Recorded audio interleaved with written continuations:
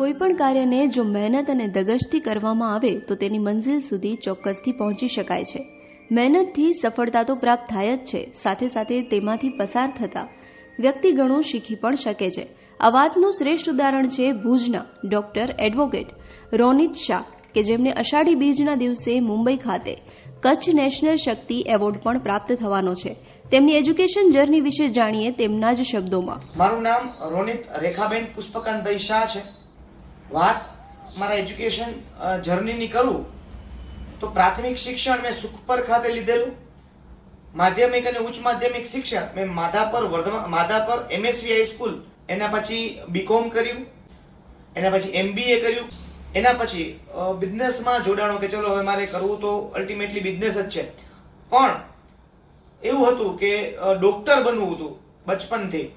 પરંતુ કહેવાય કે જે ઉંમરે છોકરો પતંગ ઉડાડવાની ઉંમર હોય એ ઉંમરે આઠાના અને રૂપિયો, જે તે વખતે એટલી કિંમત હતી પતંગની, એ સમયે પતંગ હું વેચતો હતો. પરિસ્થિતિ એટલી સારી નહીં, સાવ જ સામાન્યથી પણ ઓછી સારી. એવી પરિસ્થિતિમાં ડોક્ટર બનવું, MBBS કરવું જે તે સમયે પોસિબલ ન થયું. પૈસાની દ્રષ્ટિએ હતી, સંજોગોની દ્રષ્ટિએ હતી, પરિસ્થિતિની દ્રષ્ટિએ હતી.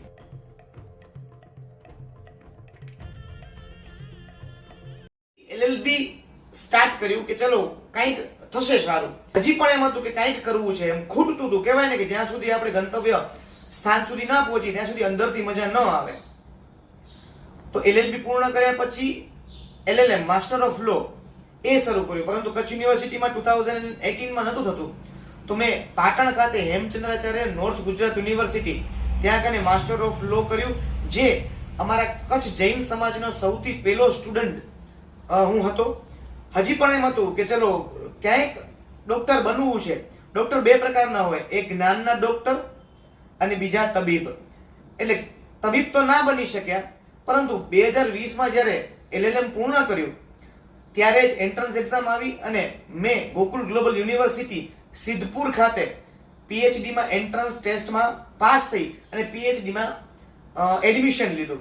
અને હાલ જ 31/5/2024ના રોજ મારી PhD પર પૂર્ણ થઈ, એટલે ડોક્ટરેટ ઓફ ફિલોસોફીની એટલે ડોક્ટરેટની મને પદવી મળી. સાથે સાથે એજ્યુકેશન જર્ની એટલી સરળ ન હતી. ખાલી ભણી લેવું એ શિક્ષા નથી કે તમે ભણી લીધા એટલે તમે તમારા સમાજનું ગૌરવ છો, રાષ્ટ્રનું ગૌરવ છો, સ્ટેટનું ગૌરવ છો, એવું નથી.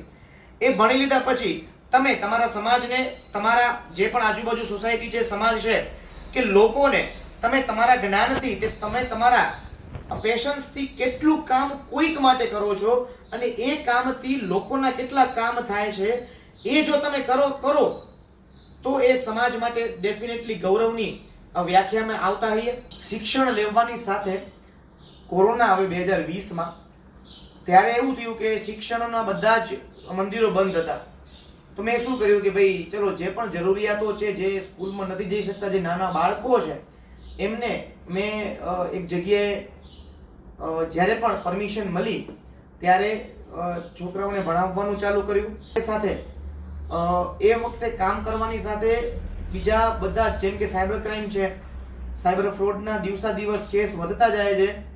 એ બધા જ કેસોમાં સનદ લીધા પછી નિઃશુલ્ક લોકોને જે કોર્ટના દરવાજે જતા બીતા હોય, પોલીસ સ્ટેશનના દરવાજે જતા બીતા હોય, એ લોકો માટે દ્વાર ખોલ્યા કે તમે પોલીસ કમ્પ્લેન્ટ કરો.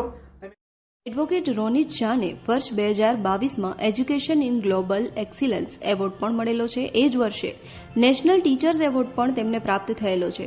અને હવે મળનાર કચ્છ શક્તિ નેશનલ એવોર્ડ માટે તેઓ પોતાની ખુશી વ્યક્ત કરે છે. આ બધા જ કામો સંલગ્ન કરીને મને કચ્છ શક્તિ નેશનલ એવોર્ડ ઇન એજ્યુકેશન 2024 હાલ જ અષાઢી બીજની પૂર્વ સંધ્યાએ મુંબઈ ખાતે મળવાનો છે. સાથે સાથે હજી પણ મને એજ્યુકેશનમાં કામ કરવું છે. જે પણ જરૂરિયાત લોકો છે, જે ગામડાના લોકો સુધી શિક્ષણ નથી પહોંચતું, એ પહોંચાડવું છે. એમની જે સુવિધાઓ છે એમને વધારવામાં મદદ કરવી છે. અને બીજી વસ્તુ વાત કરું તો આજે જે કંઈ પણ મારી દ્રષ્ટિએથી, મારા જ્ઞાનથી, મારા પેશન્સથી કોર્ટના કામ હોય, સાયબર ક્રાઇમના કામ હોય, એજ્યુકેશનના કામ હોય કે XYZ કોઈ પણ કામ હોય એ કરવા માટે હું હંમેશા તત્પર રહું છું અને હજી પણ તત્પર રહીશ.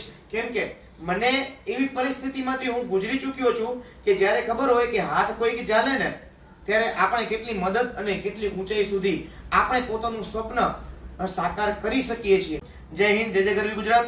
કચ્છ નહીં દેખા તો કુછ નહીં દેખા.